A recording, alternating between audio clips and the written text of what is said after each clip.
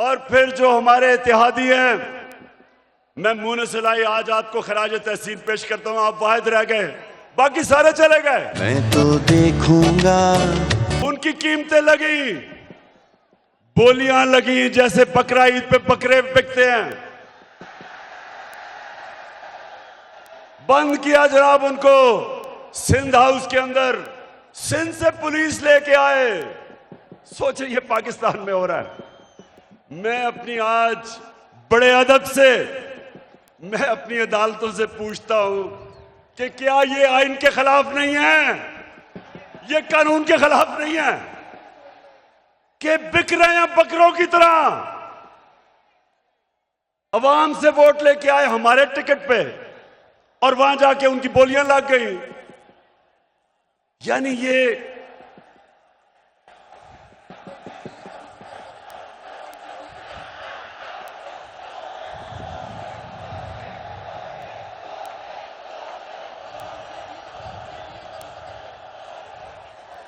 वैसे देखो मेरे पाकिस्तानियों, एक आप सब ने वादा करना है, वोट हमें दे या ना दे, मैं आप सारे पाकिस्तानियों से बात कर रहा हूं, लेकिन खुदा के वास्ते कभी इन लोटों को सारी जिंदगी वोट नहीं देना आपने।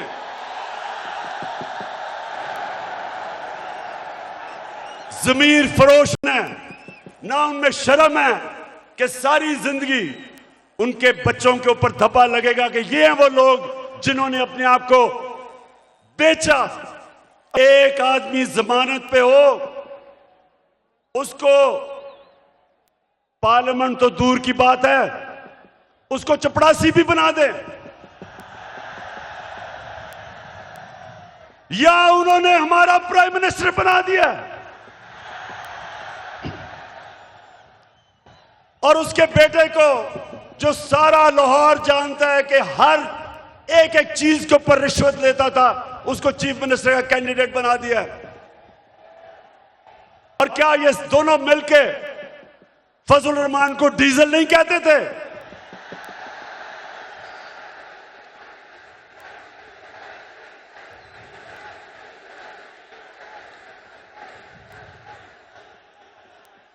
इससे ज्यादा आप एक मुल्क के ऊपर क्या जुल्म कर सकते हैं कि ये थ्री स्टूजेस को, ये मुल्क के माना और डाकुओं को मुल्क के ऊपर मुसल्लत करें। मैं आपको आज ये बता रहा हूं, जब तक मैं जिंदा हूं मैं इनका मुकाबला करूंगा, मैं कभी इनको तस्लीम नहीं करूंगा। वैसे मैं सोचता हूं ये नून लीग के और पीपल्स पार्टी के लोगों को मैं सोचता हूं, और वो डीजल वाले के लोगों को भी, कि मुझे ये बताएं कि कोई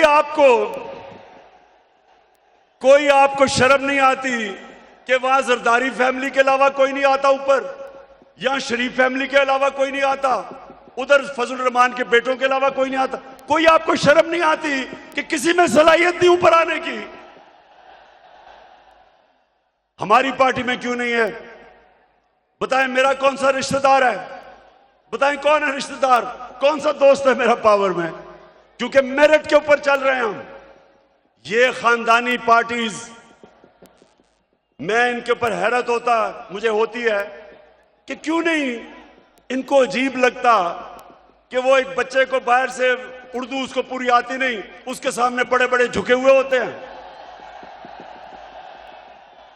वो जब नवाज शरीफ प्रेसिडेंट ओबामा को मिला पर्चियां पकड़ के, तो जिसकी काम पे टांग रही थी, 14 साल हो गए, उर्दू नहीं आ रही सही तरह, करते करते में फर्क ही नहीं पता चलता उसको। तो दूसरी तरफ वो मरियम तैयार है, जिसने जिंदगी में 1 घंटे का काम नहीं किया, वो तैयार बैठी है, उसका बेटा तैयार बैठा है, उनके रिश्तेदार तैयार बैठे हैं सबके। तो कोई इनके लोगों को कोई एहसास नहीं कि ये हैं कौन, इनकी सलाहियत क्या है सिवाय चोरी करने के, कि इनके अलावा कोई ऊपर ही नहीं आ सकता। एक फिक्रा कहना चाहता हूं कि उस रिस्क से मौत अच्छी है जिस रिस्क से परवाज में आती है कोताही।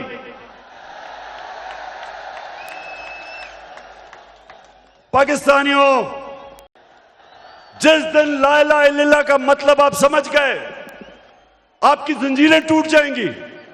ये जो गुलामी की जंजीरों में हमें डालना चाहते हैं टूट जाएंगी। अब सब उठ जाएंगे।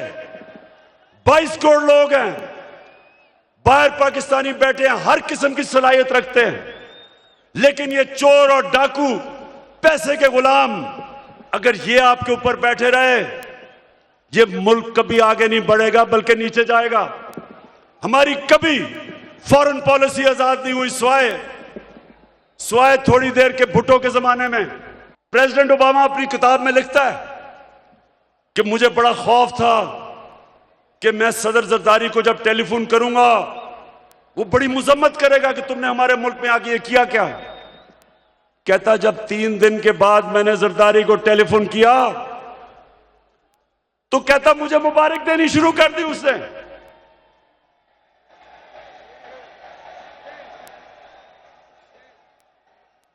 किसी के मुल्क में आके जो आपकी जंग लड़ रहा है, उसी मुल्क में आके आप किसी को मार दें और आपको बताएं भी ना, और वो सारी लीडरशिप हमारी पैरों में पड़ी हुई थी।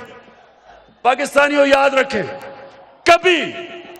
आपकी कभी दुनिया इज्जत नहीं करेगी जब तक आप अपनी खुद इज्जत नहीं करेंगे।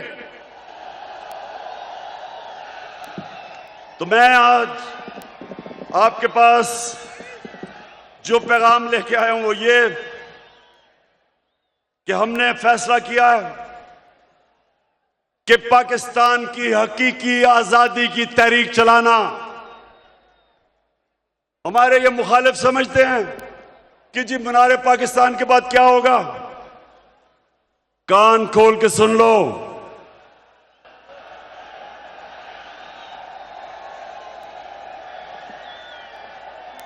कान खोल के सुन लो कि असल पार्टी तो अब शुरू हुई है। हमने सारे पाकिस्तान, ये मैं तहरीक इंसाफ को कॉल नहीं दे रहा, मैं अपने सारे पाकिस्तानियों को कॉल दे रहा हूं, बल्कि मैं नून लीग और पीपल्स पार्टी के लोगों को जो इस मुल्क में आजादी चाहते हैं, जिनको पता नहीं कि कितनी बड़ी साजिश हुई है, मैं उनको भी आज पैगाम दे रहा हूं कि आपने सबने तैयारी करनी है। गली गली, मोहल्ले मोहल्ले, शहरों में, गांव में, आपने सबने तैयारी करनी है, आज से शुरू करनी है। आपने मेरी कॉल की इंतजार करनी है जब मैं आप सबको इस्लामाबाद बुलाऊंगा।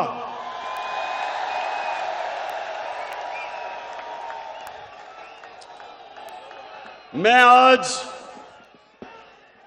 ये वाजे कर दूं कि मैं किसी किस्म का तसादुम नहीं चाहता। ये मेरा मुल्क है, मेरे कोई इस मुल्क के बाहर जाने की जगह नहीं। ये तो जब भी थोड़ी मुश्किल आती है बाहर भाग जाते हैं, ऐसे लगता है कि ये बर्तानिया की क्वीन को इनके रिश्तेदार है, सारे वहीं भाग जाते हैं। लाहौर में आपका जितना भी शुक्रिया अदा करूं वो कम है। मुझे पता था कि आप मुझे मायूस नहीं करेंगे।